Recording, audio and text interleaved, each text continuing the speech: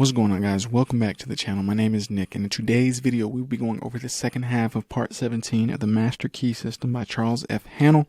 And as you guys know, on this channel in these types of videos we do go over questions and answers. So let's go ahead and review the questions, and towards the end of the video I will be going over the answers to these questions. So what are we going to learn today?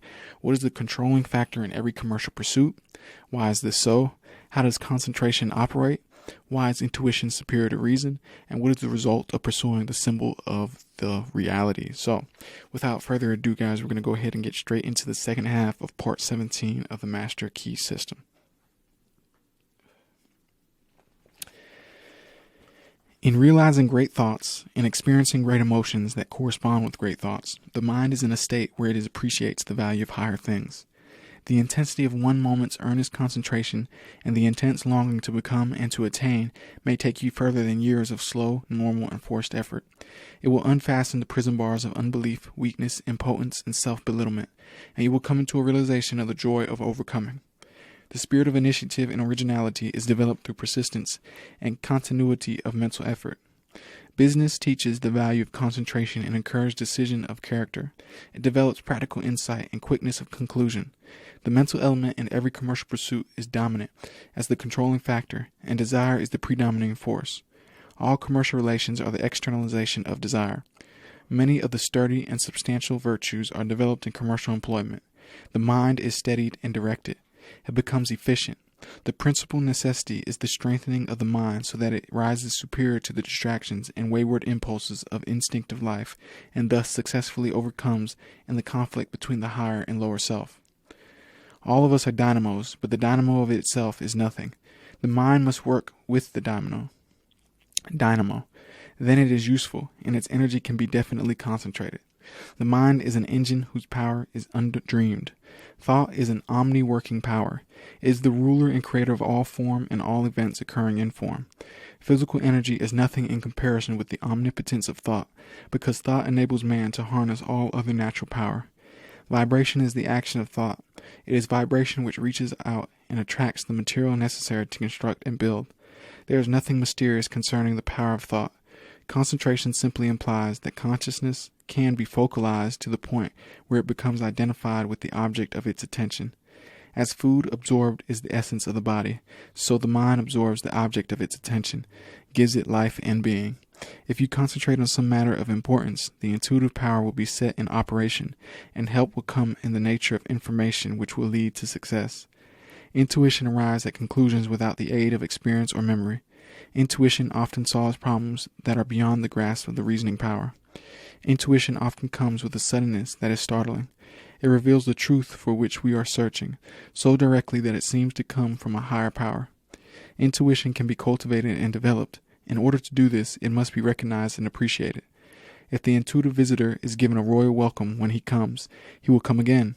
The more cordial the welcome, the more frequent his visits will become. But if he is ignored or neglected, he will make his visits few and far apart. Intuition usually comes in the silence. Great minds seek solitude frequently. It is here that all the larger problems of life are worked out. For this reason, every businessman who can afford it has a private office where he will not be disturbed. If you cannot afford a private office, you can at least find somewhere where you can be alone a few minutes each day, to train the thought along lines which will enable you to develop the invincible power which is necessary to achieve. Remember that fundamentally the subconscious is omnipotent. There is no limit to the things that can be done when it is given the power to act. Your degree of success is determined by the nature of your desire. If the nature of your desire is in harmony with the natural law or the universal mind, it will gradually emancipate the mind and give you invincible courage. Every obstacle conquered, every victory gained, will give you more faith in your power, and you will have greater ability to win. Your strength is determined by your mental attitude. If this attitude is one of success and is permanently held with an unswerving purpose, you will attract to you from the invisible domain the things you silently demand. By keeping the thought in mind, it will gradually take tangible form. A definite purpose sets cause and motion which go out in the invisible world and find the material necessary to serve your purpose. You may be pursuing the symbols of power instead of power itself. You may be pursuing fame instead of honor, riches instead of wealth, position instead of servitude. In either event, you will find that they turn to ashes just as you overtake them. Premature wealth or position cannot be retained because it has not been earned. We get only what we give, and those who try to get without giving always find that the law of compensation is relentlessly bringing about an exact equilibrium. The race has usually been for money and other mere symbols of power, but with an understanding of the true source of power, we can afford to ignore the symbols. The man with a large bank account finds it unnecessary to load his pockets down with gold. So with the man who has found the true source of power, he is no longer interested in its shams or pretensions. Thought ordinarily leads outwardly in evolutionary directions, but it can be turned within where it will take hold of the basic principles of things, the heart of things, the spirit of things. When you get to the heart of things, it is comparatively easy to understand and command them. This is because the spirit of a thing is the thing itself, the vital part of it, the real substance. The form is simply the outward manifestation of the spiritual activity within. For your exercise this week, concentrate as nearly as possible in accordance with the method outlined in this lesson. Let there be no conscious effort or activity associated with your purpose. Relax completely. Avoid any thought of anxiety as to results. Remember that power comes through repose. Let the thought dwell upon your object until it is completely identified with it, until you are conscious of nothing else. If you wish to eliminate fear, concentrate on courage. If you wish to eliminate lack, concentrate on abundance. If you wish to eliminate dis-ease, concentrate on health. Always concentrate on the ideal as an already existing fact. This is the germ cell, the life principle, which goes forth and sets in motion those causes which guide, direct, and bring about the necessary relation which eventually manifest in form. Thought is the property of those only who can entertain it. Emerson. All right, guys, so that was the second half of part 17. So let's go ahead and get straight into the answers. So, number 1, what is the controlling factor in every commercial pursuit? The mental element. Number 2, why is this so? Because mind is the ruler and creator of all form and all events occurring in form.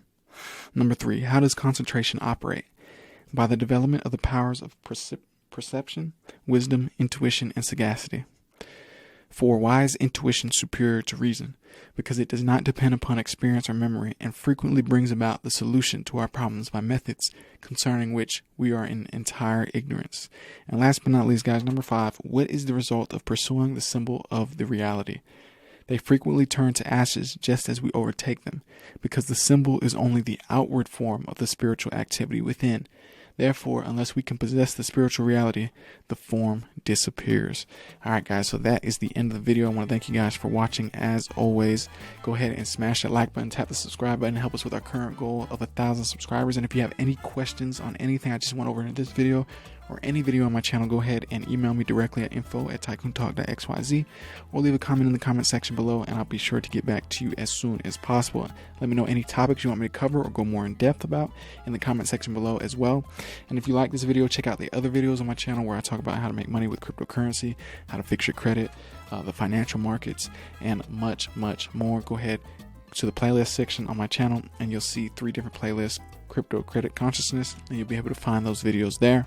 And as always, my friends, I want to thank you once again, and may infinite abundance flow to you now and forever. I will see you guys again tomorrow. Peace.